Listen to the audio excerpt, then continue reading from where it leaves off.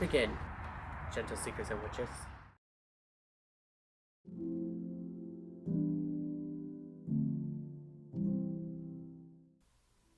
Hootiful greetings, gentle seekers and witches, to Hecate's Library of Mystical Arts.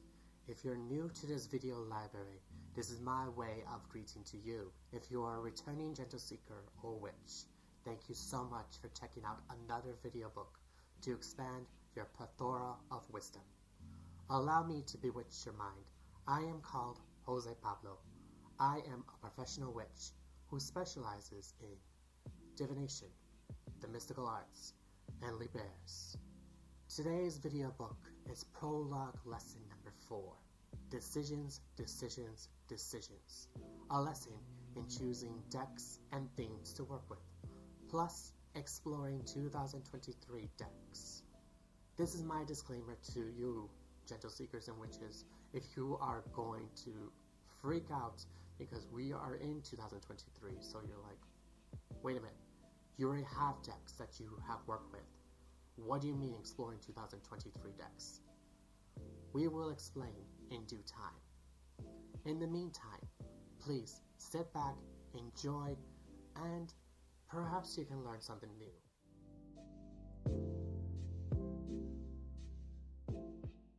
Let's explore the card of the day. The card of the day is brought to you by Tarot Apocalypse. This is created by Eric C. Dunn, with additional information by Kim Huygens. Like in all my video books, I tend to shuffle the deck prior to recording. I want this to be ready to go, and plus, I didn't teach you how I shuffle my deck. That's the reason why I have it ready to go for us to look at.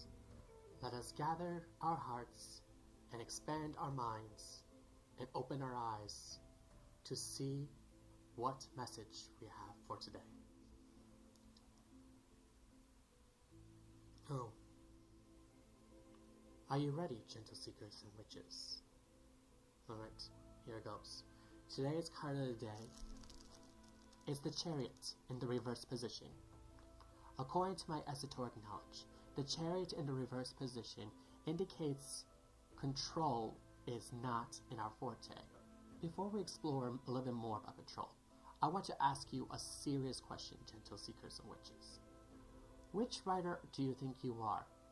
Are you the rider that's holding on to dear life because you're scared of what is happening? The horse is traveling too fast for you, so you're holding on to its reins? Or are you the rider who's just riding the horse gently? I don't think right now you are the rider who's riding gently. I think you're one or the other rider.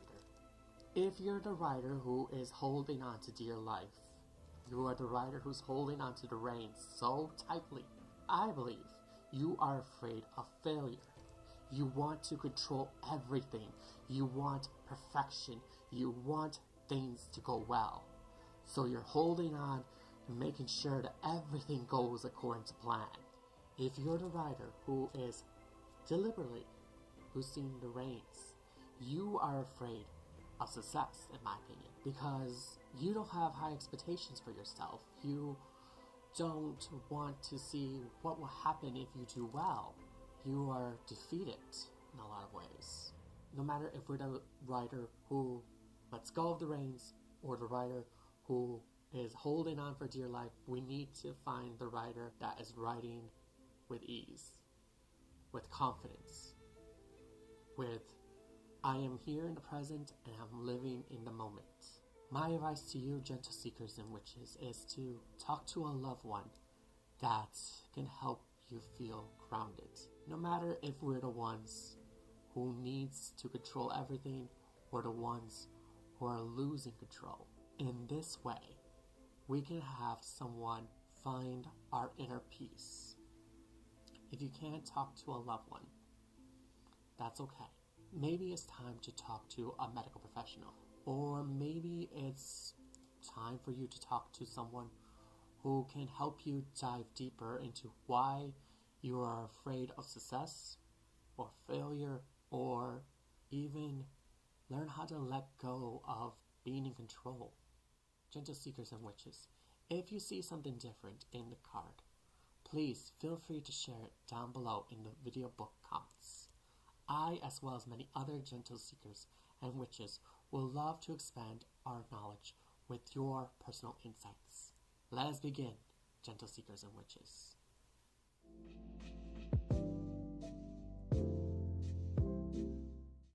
Gentle seekers and witches, when I say the word year, what do you think of? There are three that I can think of that are standard or typical, if you will. Let's explore each one. The first one I'm going to call the standard one. This is the one from January 1st to December 31st. This is known as the Gregorian calendar, if you will, but we're going to call it standard because I don't think Gregorian is a good word to use it for, even though it was supposedly created by Pope Gregory the Great. And if you are a person who believes in the Christian faith, then that's a reference to you. But I want to do standard, so that way it's universal, and that way is not praising a religion or promoting a religion one way or another. Okay? Everyone is welcome in this space, as I said before. Alright? So we're going to call it the standard year, from January 1st to December 31st. The second way I can think of is the one that happens typically in China and some Asian countries. This is the Lunar New Year. The Lunar Year follows the cycles of the moon. Each year has 13 new moons and 13 full moons. The new year happens on the first day of the new moon of the new year. So, for example, for 2023, it was on the 20th of January, if I remember correctly. And then they go through the cycle of the animal, because they do based on animals. So their Lunar New Year is from the 20th of January until 2024. That's the second way I can think of. The third way I can think of is we witches celebrate Samhain. Now, when I say Samhain, you're like, maybe I have an idea what it is, but José Pablo, what is Samhain? Here is a quick reference to what Samhain is. Samhain is usually on All Hallows Eve or Halloween. You know it for that day. With that being said, gentle seekers and witches, I believe that witches, we like to celebrate the new year with our loved ones, regardless if they've lived or died. In a lot of ways, it reminds me of Dia de los Muertos, Day of the Dead, so this is very profound. However, I'm going to teach you how I do my years.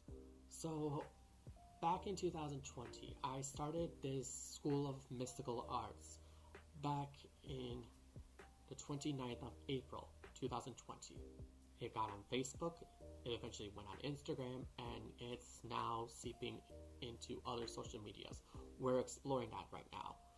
That's why, in case if we have new updates about social media channels or where you can follow along with this odyssey, we'll let you know.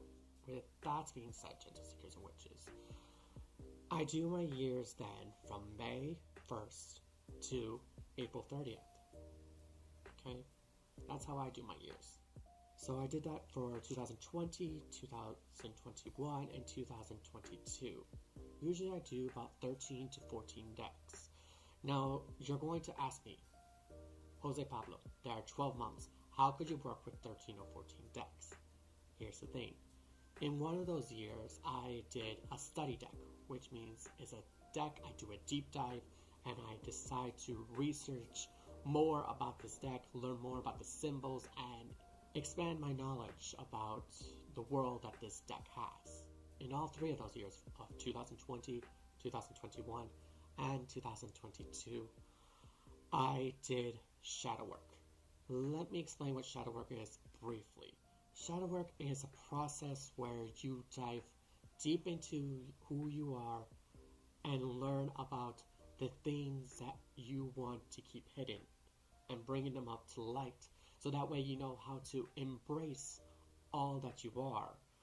That way you know how to handle your dark side, if you will, or your shadow side, because we all have light and shadow within us.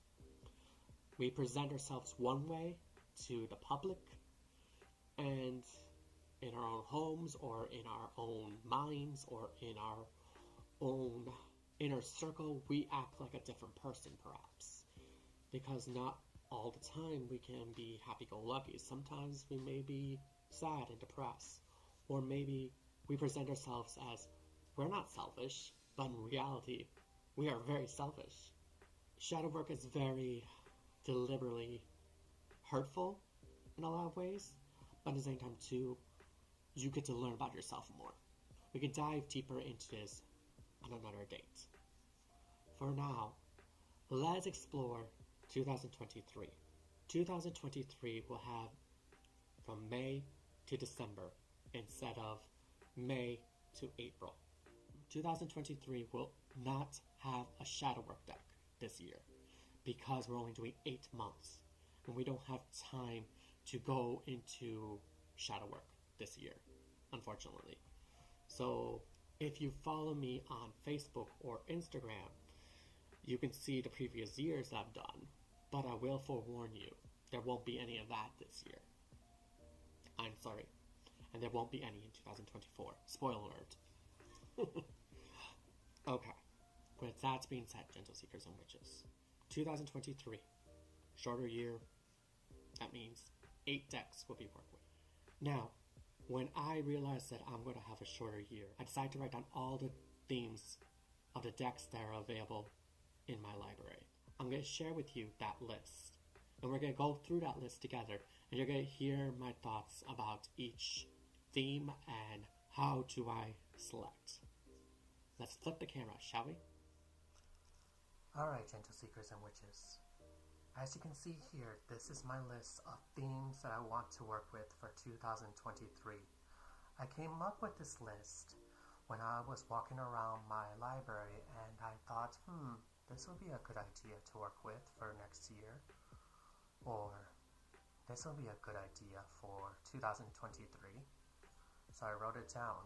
I also wrote down some parameters in case if I have any questions about it, because sometimes I write an idea down and I'm like, I don't know where to begin, and there's so much direction I can go into. So let's hone it in, so say. Let's control it. Let's contain it, if we will. We're going to go through each one so that way you understand it a little bit more. The first one is the different court system. What do I mean by that? Well, first of all, there are no standard suits. Meaning, if you are a deck that has wands, cups, swords, or pentacles,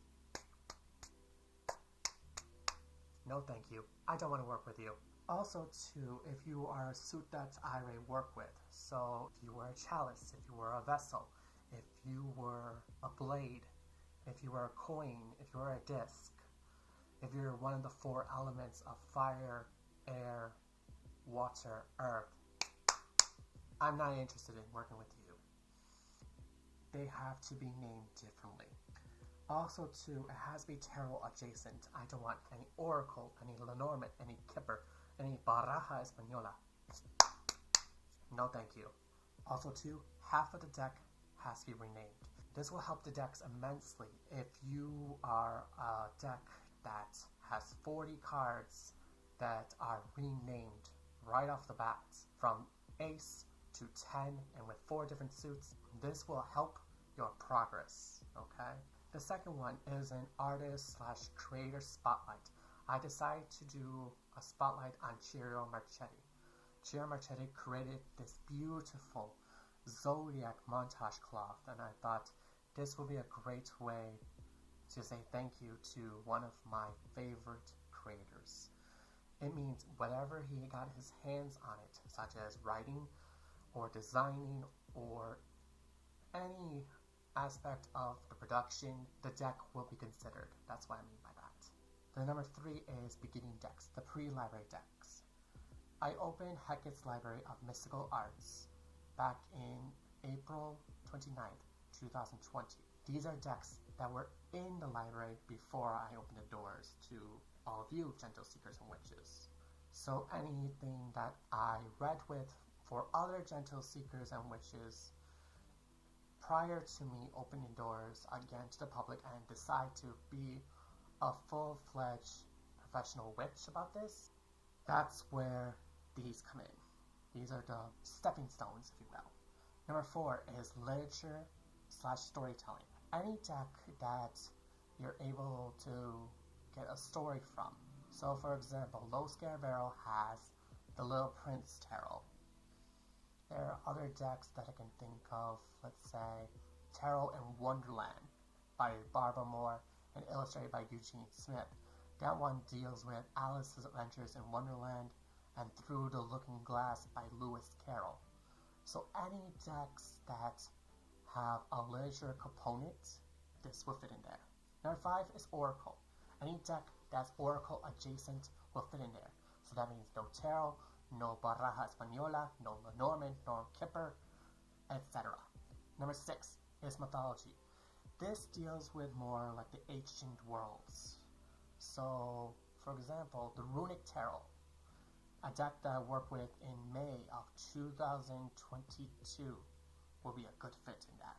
Or maybe, for example, Gods and Titans Oracle cards and its sister companion, Goddess and Sirens, written by Stacey DeMarco and illustrated by Jimmy Manton, will be a good fit for that. Number 7 is Magical Practitioners. So I changed this. Originally I was going to put witches only, because I have plenty of decks that deals with witches. And there are a lot of decks that says witch on the cover or the title. And I was like, well, witches are not the only ones who cast magic. Gods and goddesses do, deities, if you will. Angels, demons, wizards, elves, druids, magicians. There is so many directions that this can go into. So why don't we group them all together and call them magical practitioners instead of just witches? So there's that. 8 is dark. Now what I mean by dark, I'm talking about decks that deal with the dark side of the human life, or there are very demonic energies, if you will. For example, Tarot Apocalypse will fit in this category because there's a lot of dark energy, I feel like. There's a lot of end the world thinking. That being said, there is light. So, for example, its sister companion, Tarot Illuminati, also created by Eric C. Dunn and Kim Huygens, will be a great fit for that. Or anything that deals with healing, angelic work, something that's very soft will be a great fit for that. Number 10 is LGBTQA plus decks. This could mean the creator itself is LGBTQA plus, or the themes relate to that. For example, the Star Spinner Tarot is something that was created by an LGBTQA plus, as well as there are themes that relate to that. For example, the Lover's card. There are 3 different ones, from quote-unquote heterosexual to male-loving male identifying, and female identifying. So there's a lot of directions that can go into. I have worked with plenty of LGBTQA plus creators throughout my 3 years into this practice professionally, and I am not afraid to admit that their decks are pretty good. Number 11 is another creator / artist spotlight. This one is St. Jinx. St. Jinx is a deck creator that I had since I began this library, I will admit, when I opened the doors to this library, I should say. And I never cleansed his decks thus so far. So there will be cleansed in June for Pride Month, because he is a gay man, I will admit that. If you didn't know that, okay, spoiler alert, but if you look up his artwork, you probably could tell. Okay, so that's St. Jinx. Number 12, it says Kickstarter. These are decks that were indie creators that wanted the crowdfunding for the deck. This could include decks that finished their Kickstarter and I didn't back it in time, but I found a copy of it with the website. Number 13 are different ways to look at cards. This means Kipper, Lenormand, La Baraja Española, Sibila, fortune cards, and so on. There are so many directions this can go into. This can also entail, instead of Rider-Waite-Smith, we can explore Thoth or Thoth decks more. We can explore Marseille decks in this component because there's a different way of looking at the deck. Alright, Gentle Seekers and Witches, are we ready to remove things off this list? Or things I want to work with fully? The first one I'm going to remove, Oracle. I want to explore more than just one system ideally. Oracle, there's a lot of directions I can go into, and I don't know if there are certain decks I really want to work with for this season. The next one I want to remove is number 11, Saint Jinx. I'm sorry. I'm going to remove for two reasons. One, I have not cleansed his decks, so that would not be good for the month of May. And two, he has two new tarot decks that I want to purchase prior to this, so that's why he's removed. Alright, 2 down, 11 to go. Let's remove beginning decks. The reason why I'm removing number 3 is because there are about 8 or 9 decks that came into this library prior to me opening the doors to the public. Some of these decks are not tarot or oracle. They are a different system altogether. For example, La Baraja Española. And that was the very first deck that I ever worked with. However, I don't think a month would do it justice. So I'm going to bring that back in and remove beginning decks. Alright, so we got 3 removed, so 10 left to go. I'm going to make this easy a little bit for myself. 8 and 9 I'm removing, I can think. I don't want one element over the other. I want something that could attack both. Because usually in my practice, I do shadow work, and I have a month of that. Likewise with the dark, if I'm exploiting everything that's on the inside, I'm not being kind to myself, I'm not healing, I'm just creating a lot of toxic energy, if you will. So, dark and light is removed from this list. So we remove a total of 5. We have 1, 2, 3, 4, 5, 6, 7, 8. I have 8 left. Okay, I'm probably gonna hate myself for this, but I have to do it.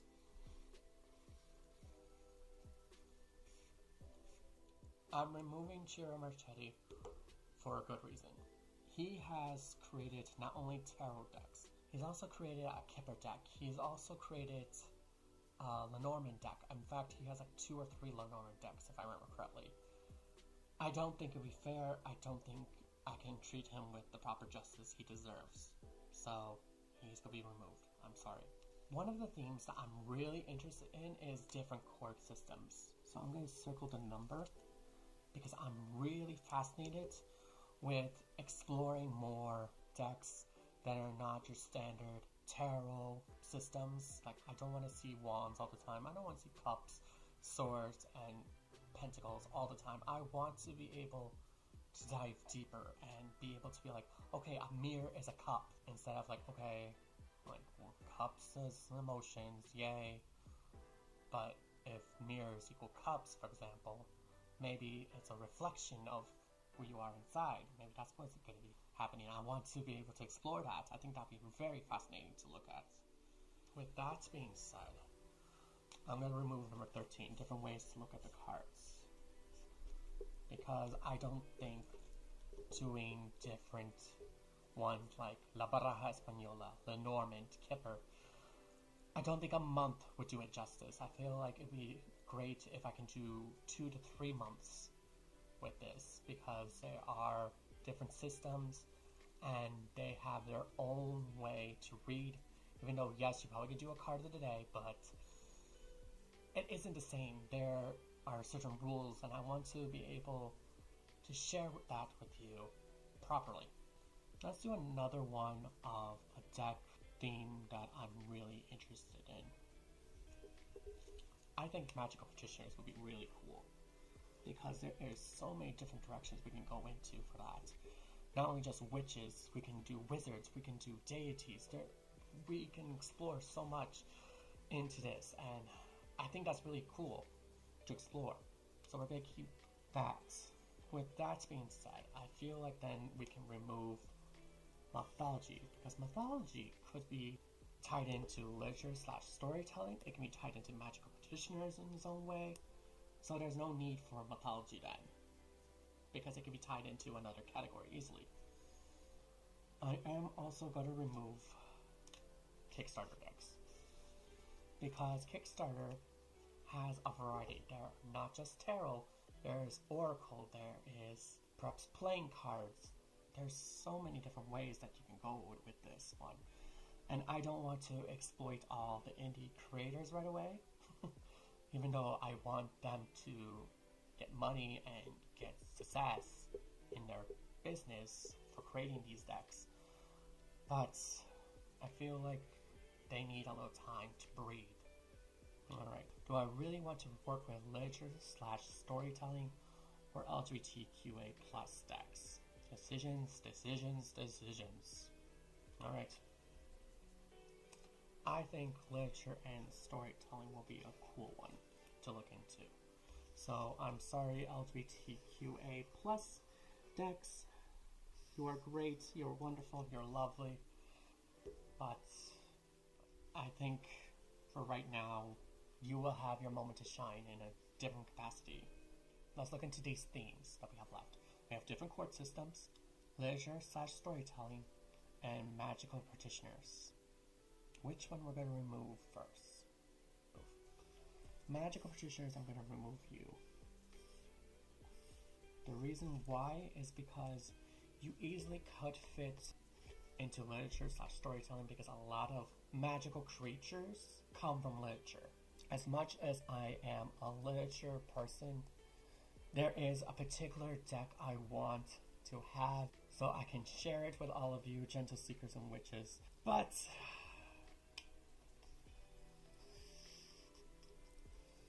so what's left is different court systems. Yay, congratulations, different court systems. This means I have to look for decks that are tarot adjacent, no standard suits that deals with wands, cups, pentacles, swords, etc. Half of the deck needs to be renamed, and no suits I worked with already, so let's go to the library and gather some decks.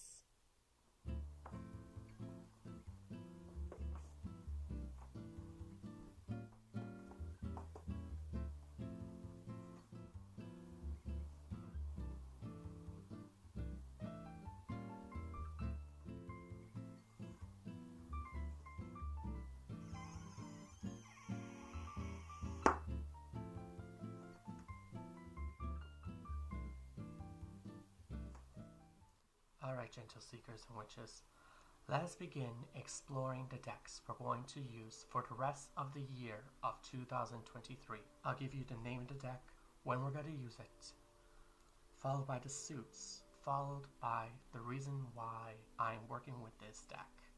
Let's begin, gentle seekers and witches. First up, the Forest of Enchantment Tarot. We're going to be using this deck in May 2023. The suits are visions, challenges, boons, and spells. The reason why I chose this deck for May is because we are on the outside of the forest and we're about to dive deeper into our practice. You see the symbology there? Okay, let's go to the next deck. The next deck is the Kemetic Tarot. This will be used in June 2023.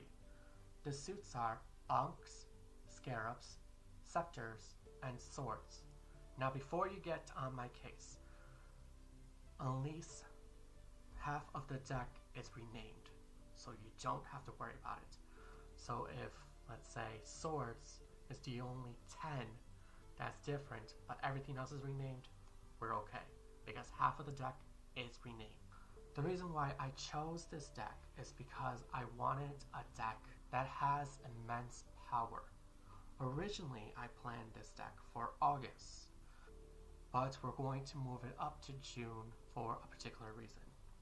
So, let's go on to the next deck. The Chrysalis Tarot. This deck will be worked on July 2023. The suits are mirrors, scrolls, spirals, and stones.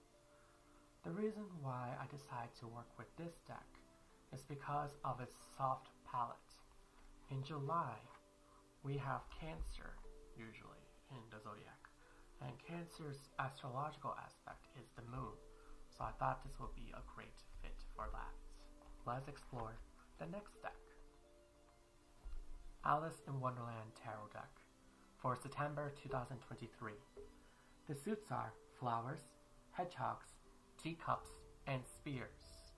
The reason why I chose this deck for September is because my best friend was born in September. She is a Disney fanatic. I thought this would be a great honor to have a Disney deck for her birthday month. Let's explore the next deck. The Macabre Tarot. This will be used in October 2023. The suits are crystals, bones, cups, and daggers. The reason why I chose this deck is because I wanted a deck that deals with darkness and light in the same deck. It's also shaped like a coffin, and if I may,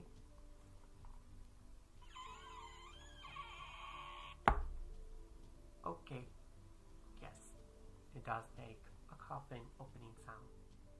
Let's explore the next deck. This is the Sherlock Holmes Tarot. This deck will be used in November 2023. The suits are evidence, deduction, observation, and analysis.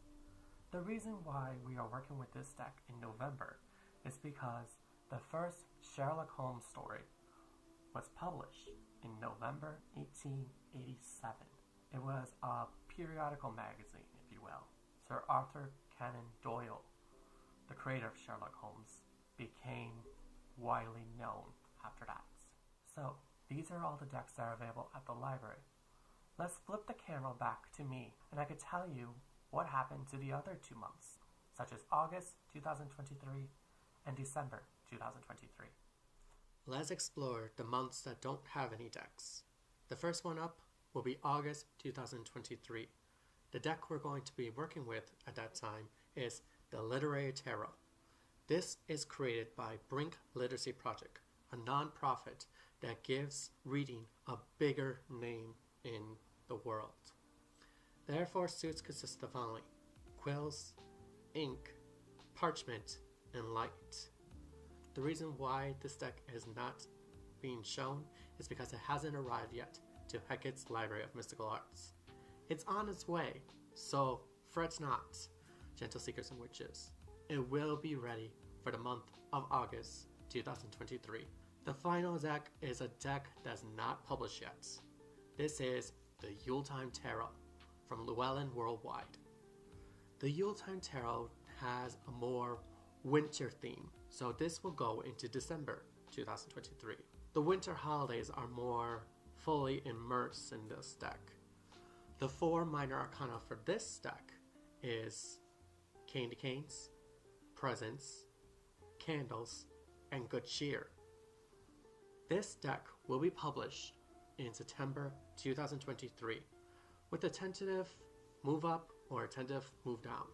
It all depends on what Llewellyn does, and it all depends if the deck is going to be released or not. With that being said, gentle seekers and witches, let us close out this video book.